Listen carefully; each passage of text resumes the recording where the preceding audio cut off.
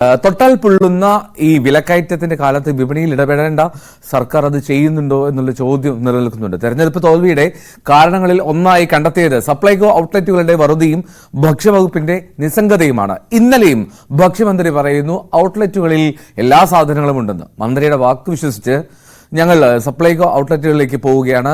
മന്ത്രിയാണോ അതോ മാധ്യമങ്ങളാണോ കള്ളം പറയുന്നതെന്ന് പ്രേക്ഷകർ തീരുമാനിക്കട്ടെ.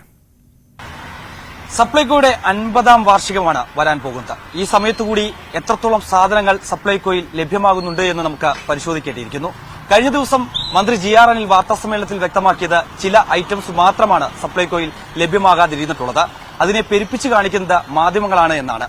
നിങ്ങളുടെ മനസ്സിലേക്ക് എത്തിച്ച പ്രതിപക്ഷത്തിന്റെ ആ വിമർശനത്തിൽ വീണുപോയതിന്റെ ഫലമായി കേരളത്തിലെ മാർക്കറ്റിൽ ഇതൊന്നുമില്ല എന്ന പ്രചരണമാണ്. അപ്പോൾ അതില്ലെന്ന് സ്ഥാപിക്കാൻ വേണ്ടുന്ന വ്യഗ്രതയാണ് പിന്നെ നമുക്കുണ്ടായത്. മാധ്യമങ്ങൾ പറയുന്നത് കള്ളത്തരമാണോ അതോ മന്ത്രി പറയുന്നതാണോ കള്ളമെന്ന് നമുക്ക് അവിടെ ചെന്ന് തന്നെ പരിശോധിക്കാം. എന്തായാലും അത് നോക്കിയിട്ട് വരാം.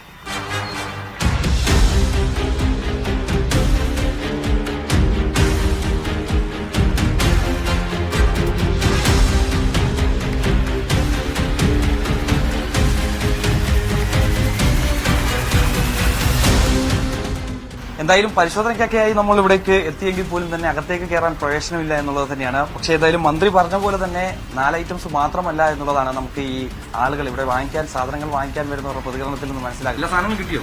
ഇല്ല. എന്തൊക്കെയാ കിട്ടാനുള്ളത്? മല്ലി കിട്ടിയില്ല, പഞ്ചസാര കിട്ടിയില്ല. ഇപ്പൊ പഞ്ചസാര എങ്ങനെ നമുക്ക് പ്രയാസം ഉണ്ടാക്കിയത്? പഞ്ചസാര ലോബിയും അതിന്റെ കമ്പനികളും എല്ലാം വടക്കേ ഇന്ത്യയിലല്ലേ. നമുക്കത് വാങ്ങിയെടുക്കണമെങ്കിൽ ഈ പറഞ്ഞ പ്രതിസന്ധിക്കിടയിൽ എങ്ങനെ കഴിയും? കടുക്, ഉലുവ അങ്ങനെയൊന്നുമില്ല. എന്താ പറഞ്ഞ ഒരു കാര്യം? അത് കഴിഞ്ഞെന്നാണ് പറഞ്ഞത്. മല്ലിയൊന്നും കിട്ടാറില്ല. കഴിഞ്ഞ പ്രാവശ്യം വന്നപ്പോഴും ഇല്ലായിരുന്നു. 13 ഇനങ്ങളാണ് സംസ്ഥാനത്തെ സപ്ലൈകോ ഔട്ട്ലെറ്റുകളിൽ സബ്സിഡിയായി ലഭിക്കുക. ഇവിടെ 8 ഇനങ്ങൾ മാത്രമാണ് ലഭ്യം. പഞ്ചസാര, മുളക്, മല്ലി, കടല, തൂരപ്പരിപ്പ് തുടങ്ങിയ പ്രധാനപ്പെട്ട ഇനങ്ങൾ ഒന്നും തന്നെ ഇല്ല. 2 മാസത്തെ കടബാധ്യതയിൽ തന്നിരുന്ന സ്ഥാപനങ്ങൾ അഡ്വാൻസ് കൊടുത്താലേ തരുള്ളൂ.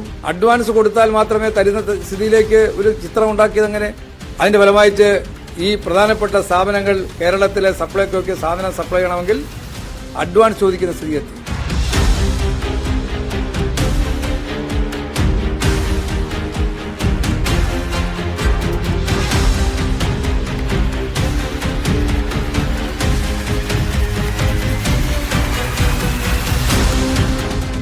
എങ്കിലും വരുന്ന 2-3 ആഴ്ച കഴിയുമ്പോൾ പഞ്ചസാരയും സപ്ലൈകോ ഔട്ട്ലെറ്റിലെത്തും എന്നേ പറയാൻ കഴിയും. അതല്ലാതെ ഇതെല്ലാം ഇന്ന് നാളെ രാവിലെ എല്ലാ കടകളും സുഭിക്ഷമായി സാധനങ്ങളോടുകൂടി അങ്ങനെ ഒരു ആ രീതിയല്ല.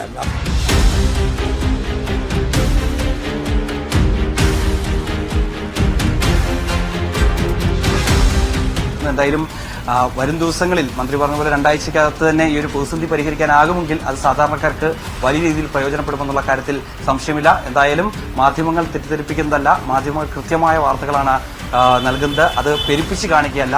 അത് ഇല്ല എങ്കിൽ ഇല്ല എന്ന് തന്നെ തുറന്നു കാട്ടുകയാണ് ചെയ്യുന്നത്. അതിൽ ഏതെങ്കിലും തരത്തിൽ മാധ്യമങ്ങൾ തെറ്റ് പ്രചരിപ്പിക്കുന്നു എന്നുള്ള പരാമർശം മന്ത്രി നടത്തിയതിൽ മന്ത്രിയുടെ ഭാഗത്തു നിന്നാണ് തെറ്റെന്ന് ഞങ്ങൾക്ക് തിരുത്തി പറയേണ്ടിയിരിക്കുന്നു. എന്തായാലും വരും ദിവസങ്ങളിൽ ഈ ഒരു പ്രതിസന്ധിക്ക് മാറ്റമുണ്ടാകുമെന്ന് പ്രതീക്ഷിക്കാം. ക്യാമറമാൻ കിരൺ ശ്യാമിനൊപ്പം MC മിഥുൻ, ന്യൂസ് 18 തിരുവനന്തപുരം. സപ്ലൈകോ ഔട്ട്ലെറ്റുകളിലൊക്കെ പോയാലുള്ള അവസ്ഥ ഇതാണ്. എന്തായാലും ഇതിനൊക്കെ ഇത്തരത്തിൽ ന്യായീകരണം പറയുക, അത് മാധ്യമങ്ങൾക്ക് മേൽ പഴി ചാരിട്ടൊന്നും കാര്യമില്ല. എന്നാലും ഇനിയും മാറ്റങ്ങൾ ഉണ്ടാകുമെന്ന് പ്രതീക്ഷിക്കാം. അതല്ലേ നമുക്ക് ആഗ്രഹിക്കാൻ കഴിയുള്ളൂ.